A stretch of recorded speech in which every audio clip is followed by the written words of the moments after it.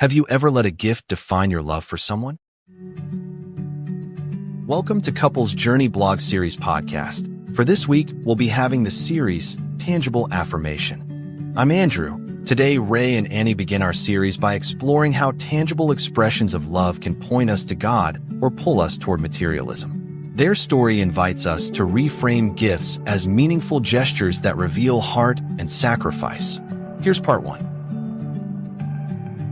It's very common nowadays that as we approach the month of February, our minds are also occupied with the upcoming Valentine's Day celebration.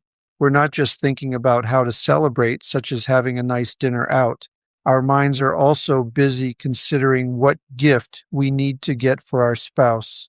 Because the culture today has a very strong, loud campaign that emphasizes this once-a-year celebration, we're somewhat persuaded to participate in any way we can or can do so, even if it's just by thinking about it. The truth is, we, humans, desire to experience tangible affirmation. Affirmations are normally expressed through words alone, and having them communicated in a material form, such as beautiful flowers or sweet chocolates, triggers excitement in our hearts and minds. It's not bad to experience tangible affirmation. In fact, the Bible is filled with stories of God's provisions from both the Old and New Testaments. How can we forget the famous story of the 5 loaves and 2 fish, as noted in Matthew 14, verses 13 to 21? Such an affirmation for those 5,000 people who patiently stayed with Jesus Christ allowed them to experience His blessings. So what's the problem if tangible affirmation is present even with God in the Old Testament or Christ during His ministry here on earth in the New Testament? We've become materialistic. This could be a very honest and direct response, but that's the truth. When we first realize this, we're hurt and broken to acknowledge how we viewed God, each other, and our marriage in a tangible manner. Instead of focusing on the giver, we allow material things to influence how we perceive the giver. When we receive something from our spouse, we're quick to assess the material value and its addition to ourselves or the relationship, instead of appreciating the giver's intentions and efforts in such affirmation. We should reflect on the sacrifices they made in going out of their way to communicate this affirmation. Similarly, in our relationship with God, we often let material circumstances define Him, rather than intentionally knowing Him through His recorded works, His promises, and the truthfulness of His attributes. Once we allow ourselves to view this tangible affirmation without becoming materialistic, we will experience our circumstances and relationship with God differently. The antidote is not about eliminating these tangible affirmations completely, but rather about enhancing the communication of affirmation clearly and intentionally. Don't just give flowers and chocolates, or any gift. Convey your message about why you chose to give such. Perhaps include a short note detailing your appreciation, or take a moment to express your words of gratitude, like a simple, "I love you."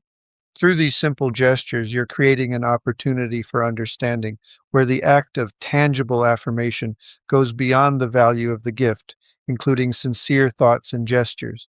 In this way, even if the material gift loses its value, the memory lasts because of the details incorporated in the moment it was given. Similarly, in our faith, we may easily recognize the blessings that God has given us because of tangible evidence. Yet if we ground such experiences in the attributes of God and the profound testimonies of His grace, mercy, and love, we will view those blessings differently.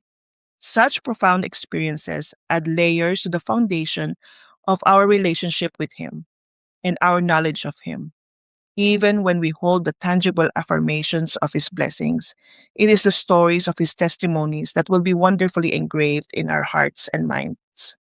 Psalm 119, verse 129 to 130 says, "The unfolding of your words gives light. It gives understanding to the simple. Your testimonies are wonderful. Therefore, my soul observes them. Before we close, we want to invite you to engage with us and support the Couples Journey blog series podcasts by following this channel, leaving comments, and sharing episodes with your family and friends. You're helping us in our mission to transform marriages today. Your support encourages more couples to seek God's guidance and grow stronger together. Learn more about this movement on thecouplesjourney.org. Thank you for being part of this journey. Together, we can make a difference. Here's the final part of today's episode. Thanks for listening to Rey and Annie's Honest Reflections. I hope it challenged and encouraged your heart. Join us tomorrow for part 2 as they continue unpacking how to practice affirmations that reflect God's truth. Stay tuned. We'll keep speaking boldly and warmly about what Scripture teaches for marriage. See you then. Are you longing for a deeper, more vibrant marriage rooted in faith? Do you dream of transforming your relationship, not just for today, but for a lifetime?